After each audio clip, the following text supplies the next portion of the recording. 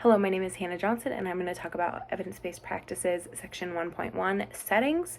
So key strategies for this section include designing a classroom to facilitate the most typical instructional activities, arranging furniture to allow for smooth teacher and student movement. You don't want the furniture to be in the way of where you're walking.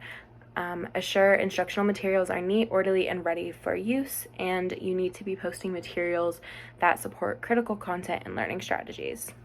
So elementary examples of settings include designing a classroom layout according to the type of activity that's taking place. So, if you're doing something that requires a lot of movement, you might be moving around some of the furniture that is normally out and pushing it against the wall or just moving it out of the way. You need to consider teacher versus student access to materials. Obviously, if there's materials out that are for the teacher, but they're in reach of the students are absolutely going to be trying to grab those. So it's easiest if you can keep the materials that are designed for students in their reach and teacher materials somewhere else. You should use assigned seats in areas and be sure that all students can be seen. You don't want a student hiding in a corner so you can't see what they're doing, and then you can't assess them and you can't make sure they're paying attention or not doing something that they aren't supposed to do. Secondary examples for settings include designing a classroom layout according to type of activities taking place. That's the same thing. Also using assigned seats and being sure all students can be seen. Those are the same as the elementary examples. But then we have consider options for storage of students' personal items. As students get older, they're probably going to be bringing more things to school. So it's important that you have a place to put those items.